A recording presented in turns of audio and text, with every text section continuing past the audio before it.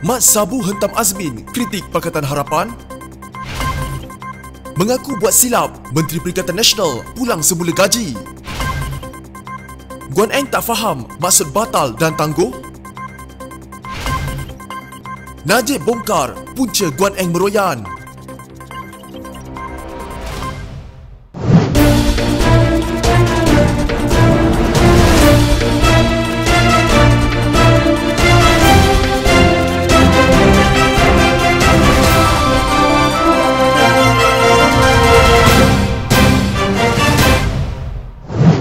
Pemimpin Pakatan Harapan menyifatkan tindakan bekas sekutunya Muhammad Azmin Ali memalukan diri sendiri apabila mengkritik kerajaan terdahulu yang beliau sendiri sebahagian anggota kabinet pimpinan Dr. Mahathir Mohamad selama 22 bulan. Presiden Amanah Muhammad Sabu berkata, tuduhan Azmin yang kerajaan Pakatan Harapan gagal selepas menjadi kerajaan selama 22 bulan tidak lebih daripada mengakui kelemahan sendiri.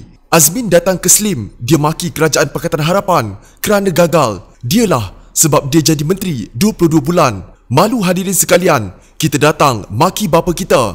Malu ke tidak? Dia 22 bulan jadi menteri, dia datang maki kerajaan dulu. Katanya ketika ceramah Perdana Pakatan Harapan membantu kempen calon bebas Amir Kushairi Muhammad Tanusi. Muhammad berkata demikian ketika mengulas kenyataan Azmin yang meminta pengundi Slim jangan menyokong Pakatan Harapan tetapi menyokong Perikatan Nasional. Azmin berkata, rakyat sudah memberi peluang kepada Pakatan Harapan untuk memerintah kerajaan persekutuan dan negeri selama 22 bulan tetapi Pakatan Harapan gagal kerana tidak mampu membela rakyat. Katanya jika wabak COVID-19 berlaku pada zaman pemerintahan Pakatan Harapan, mungkin lebih ramai rakyat menderita bukan kerana wabak itu tetapi disebabkan kerajaan Pakatan Harapan. Ketika zaman Pakatan Harapan, minta wang tiada, semua tiada. Tetapi kita tengok hari ini dalam pentadbiran Kerajaan Perikatan Nasional, masalah itu tidak timbul demi membantu semua rakyat di negara ini. Kita memberi peruntukan bukan disebabkan pilihan raya. Menteri Besar bukan kerja setakat jam 8 pagi hingga 6 petang saja, tetapi Menteri Besar Perak bekerja 24 jam untuk rakyat, kata Azmin ketika melawat bilik gerakan MIC, Pusat Daerah Mengundi PDM, Ladang Sungkai dekat Kampung Hendra. Menerusi ceramahnya, Muhammad yang lebih dikenali dengan panggilan Mat Sabu berkata, Kerajaan Perikatan Nasional perlu ditolak rakyat kerana tidak mempunyai manifesto dan berada dalam keadaan cacar marba berbanding Pakatan Harapan yang kemas dengan tawaran manifesto. Mereka tidak ada manifesto, UMNO dengan cara dia, PAS dengan cara PAS. Sekarang bila jadi kerajaan, mereka tidak peduli soal RUU 355, soal LGBT, dia tak peduli apa dah, tidak ada prinsip. Keadaan PAS sekarang berbeza. Saya lama dalam PAS, saya tidak pernah bermimpi PAS jadi macam sekarang, hilang prinsip. UMNO saya hormat sebab dia kekal cara dia, MCA kekal cara dia. PAS kita tak tahu, hilang pegangan bila jadi kerajaan. Dulu mereka kata kita menentang UMNO bukan kerana di UMNO. Sekarang UMNO sahabat kita. MCA dengan cara dia, PAS dengan caranya, MIC dengan cara dia, PPBM dengan cara dia. Mereka tidak ada manifesto. Menteri itu begini, menteri ini begini. Kita Pakatan Harapan ada manifesto. Dulu tidak setuju Dr. Mahathir Mohamad jadi menteri. Kita tidak mahu ulang macam zaman dulu Barisan Nasional. Dia Mahathir hanya perlu jadi Perdana Menteri, katanya. Beliau turut menyeru pengundi menjadikan pilihan raya kecil, Slim, sebagai medan mengembalikan hak demokrasi negara selepas tindakan Perikatan Nasional merampas kerajaan daripada Pakatan Harapan. Malaysia ini pelik, yang menang jadi pembangkang, yang kalah jadi kerajaan. Jadi, PRK Slim ini, kita perlu kembalikan hak demokrasi. Kita bermula di sini, katanya. Sementara itu, Ahli Parlimen Jelun, Mukhlis Mahathir, menyeru pengundi Slim menolak calon Barisan Nasional kerana menganggap jika parti itu menang, ia ibarat menyokong Najib Razak. Kita mesti tolak Najib, tolak Barisan Nasional. Bila nampak dacing, itu Najib. Pangkah dacing sama dengan pangkah Najib. Pangkah Barisan Nasional bermakna sokong Najib, katanya. Pengerusi DAP Perak Ngakomeng pula berkata, rakyat mesti menolak Kerajaan Perikatan Nasional yang dianggap cacar marba. Mereka huru-hara. Semalam PAS cakap mereka jadi penaja nak tubuh Perikatan Nasional bersama PPBM. UMNO kata dia undur tidak masuk Perikatan Nasional. PPBM kata dia masuk Mufakat Nasional, katanya.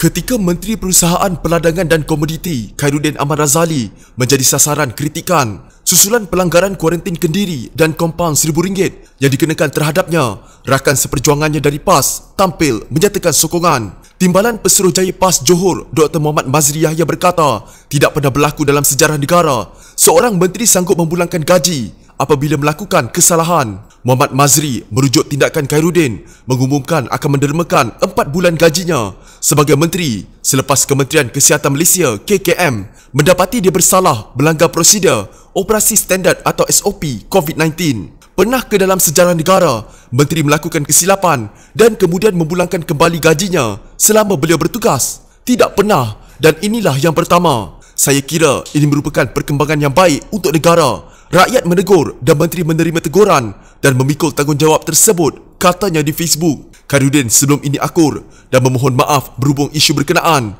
selepas mahkamah telah mengenakan kompaun RM1,000 terhadap Khairuddin kerana gagal mematuhi peraturan berkaitan pencegahan COVID-19. Kompaun itu dikatakan dikenakan pada 7 Ogos lalu. Khairuddin yang merupakan anggota Parlimen Kuala Nerus dituduh melanggar perintah kuarantin 14 hari yang dikenakan terhadap sesiapa yang baru tiba dari luar negara selepas pulang daripada lawatan ke Turki pada 7 Julai. Hal ini didedahkan Ahli Parlimen Seputih Teresa Kok di Dewan Rakyat 18 Ogos lalu dan sejak itu terdapat warganet mengkritik tindakan Khairuddin yang ingkar kuarantin 14 hari berkenaan. Malah selepas kenyataan KKM pun terdapat pihak yang mempertikaikan jumlah kompaun yang dikenakan dan membandingkan dengan kes-kes ingkar kuarantin sebelum ini yang dikenakan denda lebih tinggi, didakwa di mahkamah, malah ada sehingga di penjara. Sementara itu mengulas isu sama, AJK Kerja PAS Pusat Nik Muhammad Nik Abdul Aziz turut menitipkan kata-kata semangat untuk rakan sejawatannya dalam PAS itu dan mendoakan agar Allah merahmati sahabatnya itu. Ia satu pelajaran yang memberi pengajaran kepada saya juga beliau sendiri. Allah lebih tahu bagaimana ujiannya itu adalah demi mengangkat atau menurunkan darjat hambanya. Jangan merana dan hampa dengan ujian Allah, terima dan nikmatinya dengan iman dan takwa, katanya di Facebook. Kata Nik Abduh, keputusan Khairuddin untuk memohon maaf dan mendermakan gajinya sebagai menteri kepada tabung COVID-19 membuatkan dia yakin Allah mengilhami sahabatnya itu dengan kebaikan dan rahmat. Terus berjalan, terus berkhidmat. Begitulah anak-anak PAS, insya-Allah, katanya lagi. Menteri Pengangkutan Datuk Seri Wee Ka Siong menafikan dakwaan bekas Menteri Keuangan yang mengatakan peruntukan untuk projek menaik taraf lapangan terbang antarabangsa Pulau Pinang LTAPP berjumlah RM800 juta telah diluluskan dalam belanjawan 2020. Katanya beliau juga telah membuat semakan dengan Malaysia Airports Holdings Berhad atau MAHB berhubung perkara itu. Bagaimanapun katanya, pihak pengurusan MAHB mengesahkan tiada sebarang peruntukan yang diberikan oleh Kerajaan Pakatan Harapan kepada mereka untuk menaik taraf LTAPP seperti yang didakwa oleh Lim Guan Eng. Sebaliknya, MAHB sememangnya telah lama merancang untuk menggunakan simpanan dalaman syarikat untuk menampung kosnya berdasarkan konsep Regulated Asset Base atau RAB.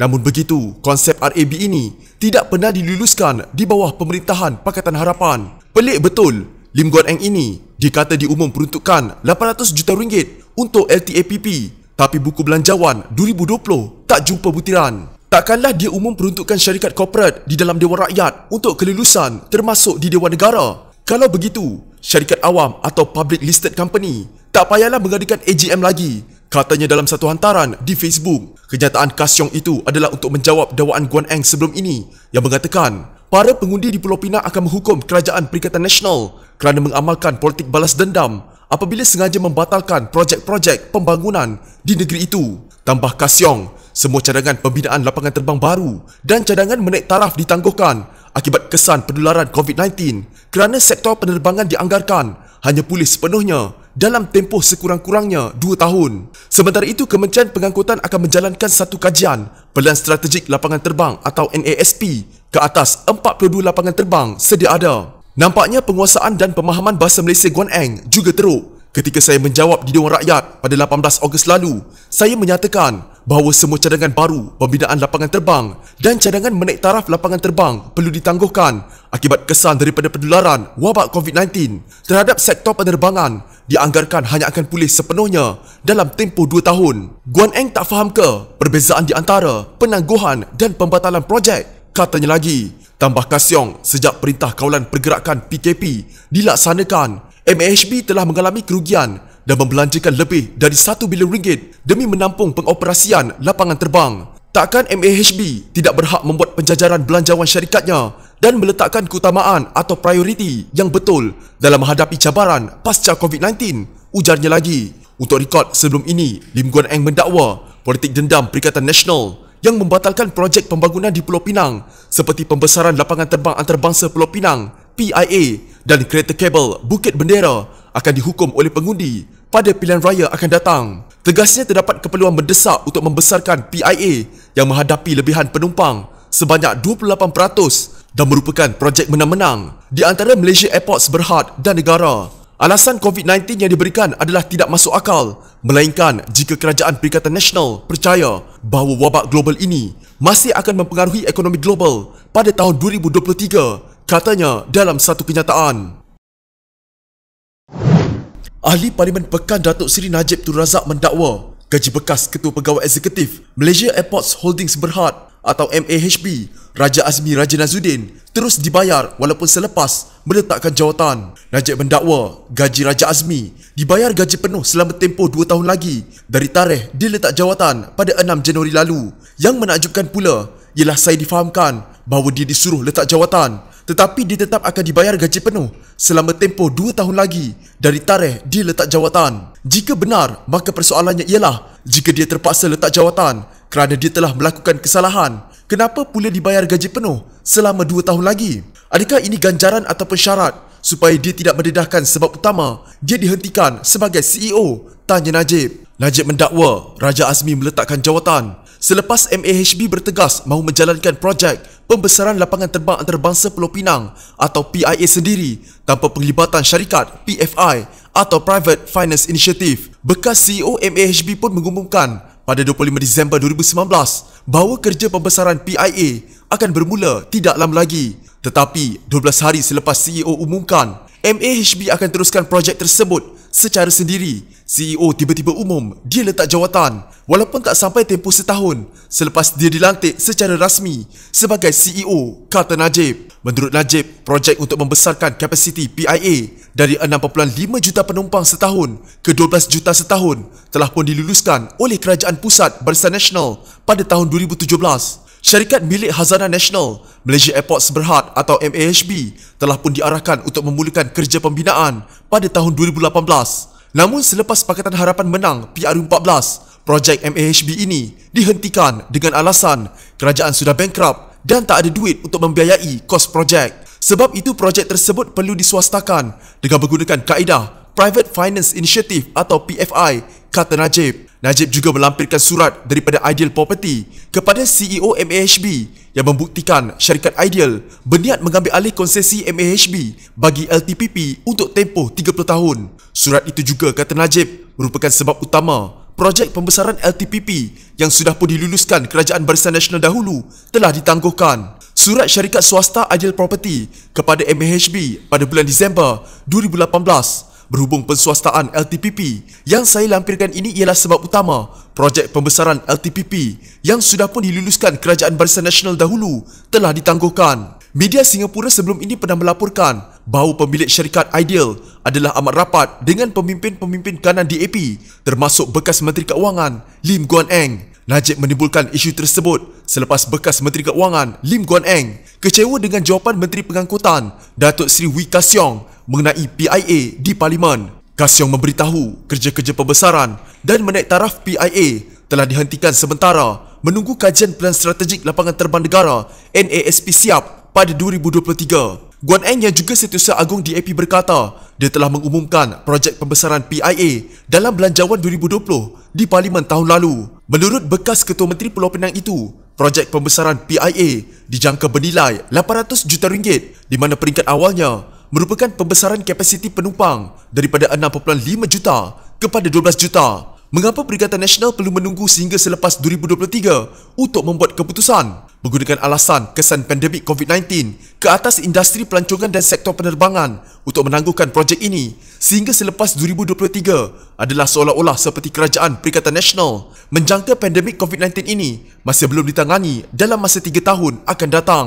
Perikatan Nasional mesti memberi penjelasan apa asas kepada andaian liar mereka bahawa pandemik COVID-19 masih tidak akan ditangani sehingga selepas 2023, soal Guan Eng. Jika anda mempunyai gejala seperti demam, batuk dan sesak nafas, jangan berlengah untuk terus ke klinik atau hospital bagi menjalani ujian saringan. Bersama kita tangani wabak COVID-19.